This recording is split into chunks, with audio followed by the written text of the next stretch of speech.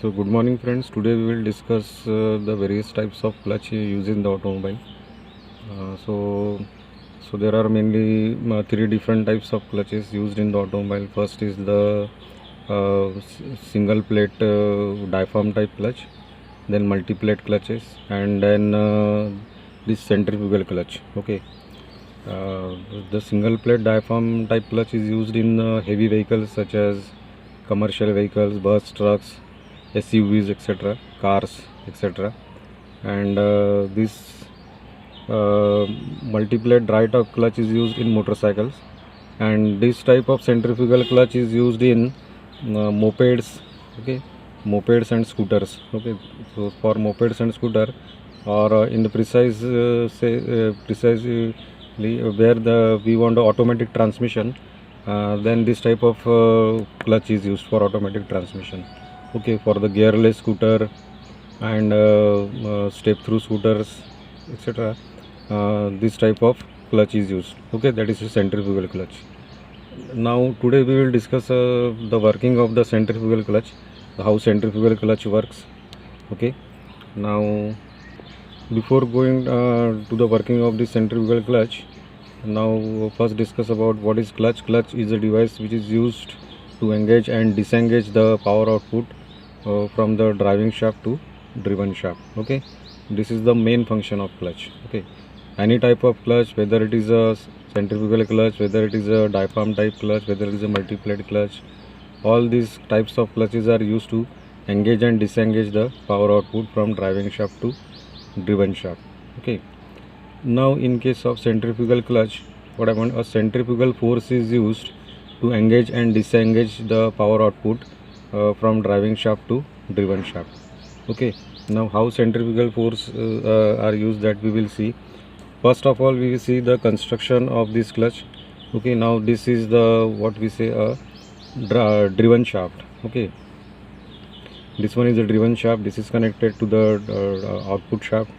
Okay, whether there is a output pulley or it may be the differential.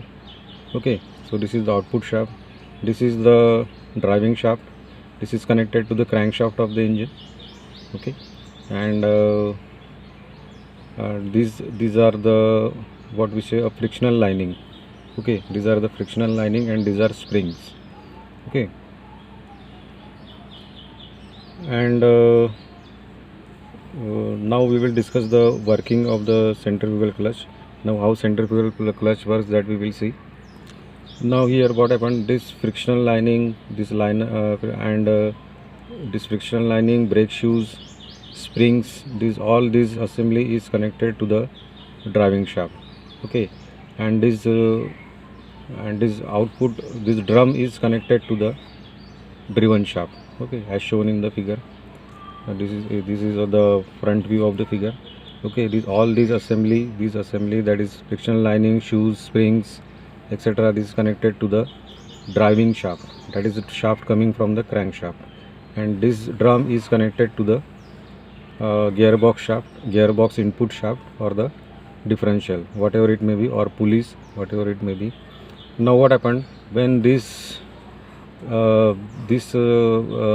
driving shaft rotate, when the engine start, this driving shaft rotate, because the driving shaft is connected to the crankshaft. Okay, when this driving shaft rotates, this assembly is also rotate.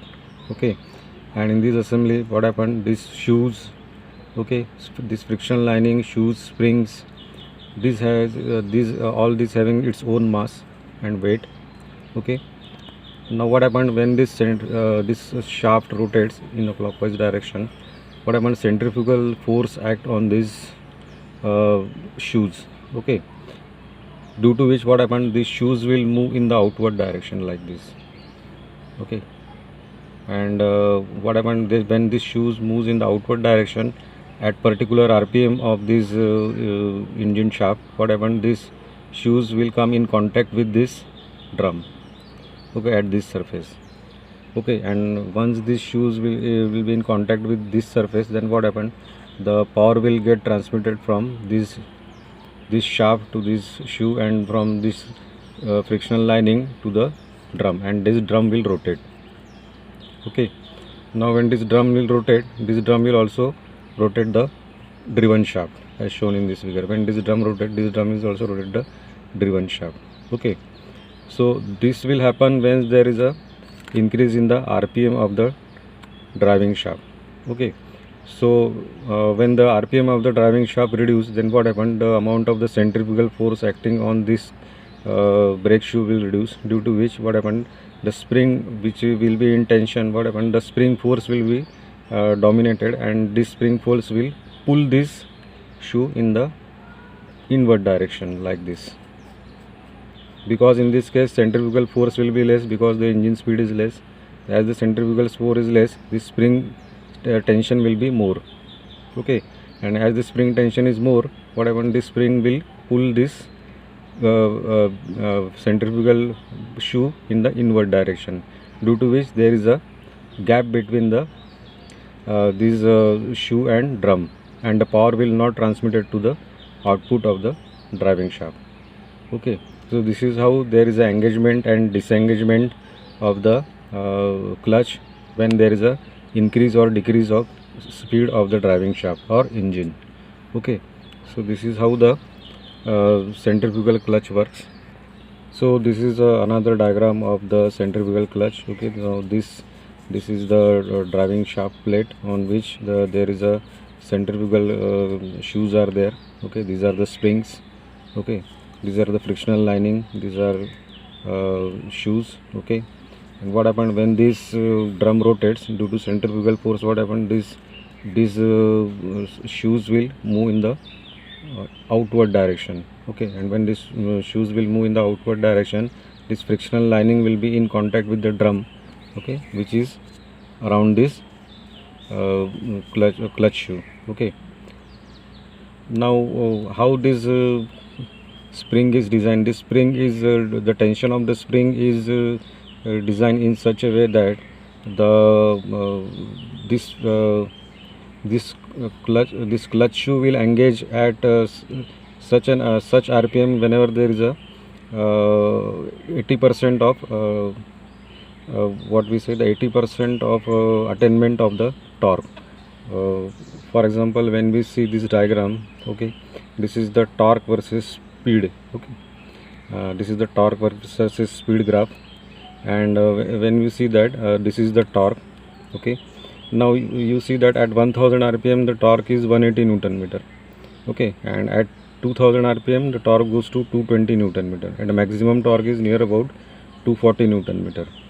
Okay, now these springs are such a design that it will engage or it will what we say, it will engage this clutch shoe at this 2000 rpm. Okay, that means whenever the 2000 rpm will attain, okay, this spring will this shoe will expand in the outward direction, and it will be in contact with the driven shaft. Okay, drum of the driven shaft. Okay, in short, at 2000 rpm the tension or the spring rating is such adjusted that at 2000 rpm this shoe will expand, and this clutch will transmit the power to the output shaft. Okay, because at 2000 rpm you see in this graph that 80% of the torque is available on the engine shaft. Okay, so this torque is sufficient to pull the engine from the stationary. Okay, so at 2000 rpm this clutch will start transmitting the power to the output shaft. Okay, at below 2000 rpm this clutch will not work. That means this spring tension is more. In this case this spring tension is greater than the centrifugal force, due to which this spring will not in the engaged position. It is in the disengaged position. Okay, that is below 2000 rpm the spring force is greater and this clutch will be in the disengaged position. And after 2000 rpm what happened, centrifugal force will be in dominant position, and centrifugal force will throw out the clutch shoe to the output to the drum which is present on the periphery of this clutch, and due to which there is a contact between the clutch and drum, and power will transmitted from engine shaft to the output shaft. Okay, so this happens at the 2000 rpm, beyond 2000 rpm. Okay, and beyond 2000 rpm the clutch will be in continuously engaged position, and there is a continuous transmission of power from engine to the output of gearbox or to the output pulley. Okay, so this is how the centrifugal clutch works. Now in this clutch, the material of the frictional lining is such that it should have a high wear resistance, it should have a high thermal resistance. Okay, because of the friction there is a heat generation, and due to heat generation this material should not be burned out, so it should have high thermal resistance, it should have high wear resistance, it should not wear out quickly. Okay, at the same time this should be light in weight, and this should be cheaply available. Okay, the cost of this material should be low as well. Okay, so this is the working of the centrifugal clutch. Okay, now this when the centrifugal clutch is attached to any IC engine, what happened, the efficiency of the IC engine will be not up to the mark, or we say the efficiency is not up to that the single plate clutch or multi plate clutch.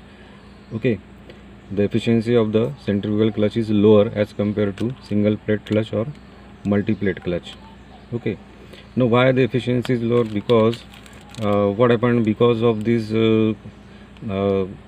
continuous engagement disengagement of the clutch of this brake shoe at this rpm to 2002, at 2002 in this rpm, what happened, between on the 2000 rpm this clutch will engage and disengage. Okay, so what happened, there is a continuous engagement and disengagement of this shoe, due to which there are a lot of transmission losses in these clutches.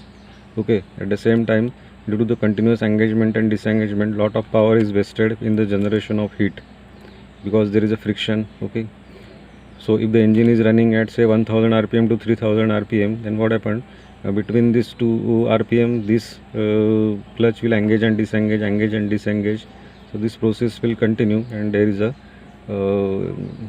transmission losses in this clutch.